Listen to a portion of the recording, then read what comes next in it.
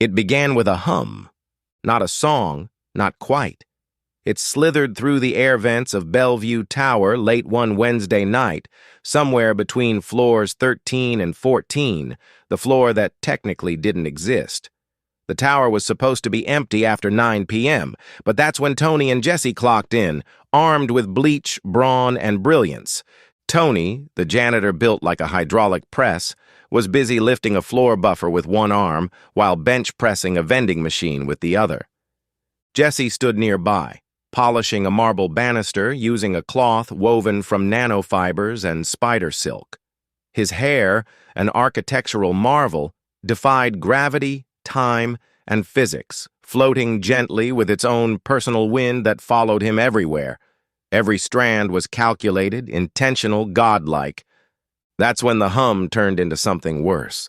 From the vent above, a low whisper drifted down in rhythmic syllables. "Your mop can't stop me. Your buff can't block me. I'm the shadow in the speaker, the thief in the lobby." Jesse's comb stopped mid-stroke. "Tony," he said, voice low. "He's here." Tony blinked. "Who's he?"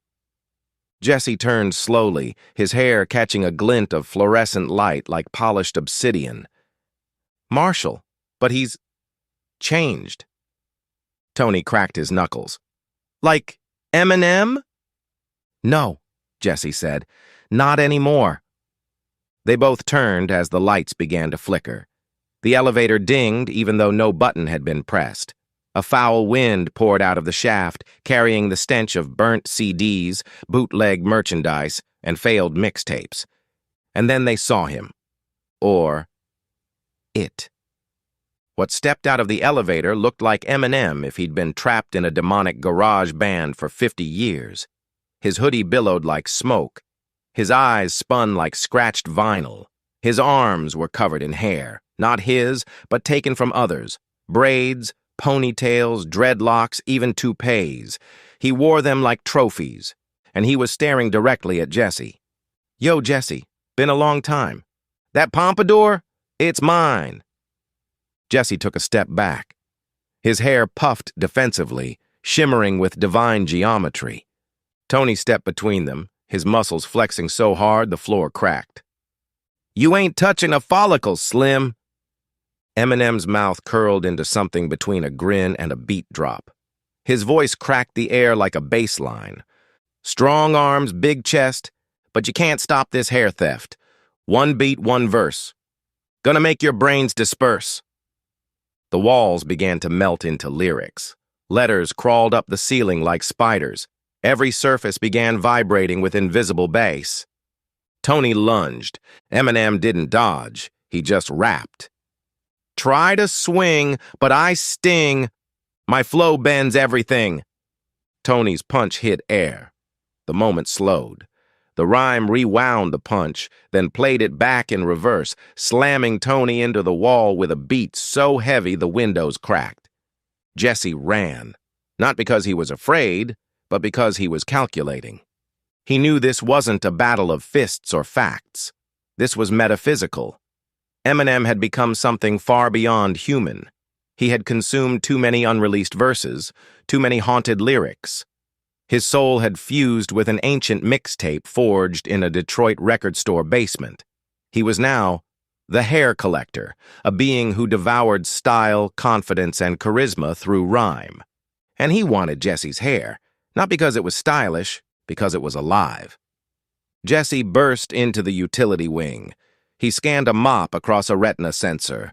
A hidden door opened, revealing the vault of eternal cleanliness, a room so sterile it erased bad fashion choices just by standing in it.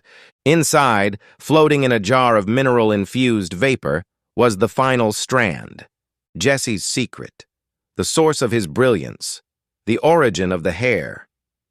He had extracted it years ago to protect the world. It was said that if anyone other than Jesse touched it, they would gain power beyond comprehension and immediately lose their soul to split ends. But it was too late. The hoodie reappeared, sliding out of the shadows. Eminem was already in the room. "So this is it, huh?" The final line. "Give it to me, I'll make it rhyme." Jesse stood his ground. You take this strand, and you become something far worse than a monster. Slim Gravy smiled. Exactly what I'm going for. Suddenly, boom.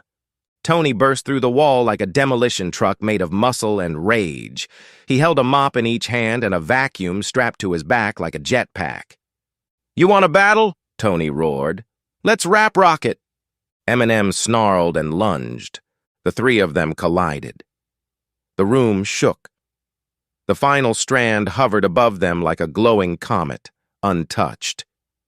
Jesse grabbed it. Eminem's scream shattered the mirrors. Jesse twisted the strand, whispered a word only known to the most elite hairstylists of Atlantis, and launched it into the air. The strand expanded. It became a net of infinite follicles, snaring Eminem mid-rhyme, silencing his flow. He thrashed and screamed, but the net only tightened, absorbing every stolen haircut and foul lyric he'd hoarded over the years. In one last burst of static, Eminem vanished, trapped in the follicular realm. A single beat echoed and then died. Silence returned. The vault was intact. Tony dusted off his shoulders. I hate rap battles. Jesse placed the strand back in its jar. He'll try again. Mixtapes never die. They just get remastered. Tony nodded solemnly. Next time he brings backup, I'm throwing a conditioner grenade. They walked away from the vault as the lights flickered back to normal. The building exhaled. Outside, the wind rustled Jesse's hair. It shimmered, victorious and untouched. But deep below, in an old cassette buried in the boiler room, a beat began again.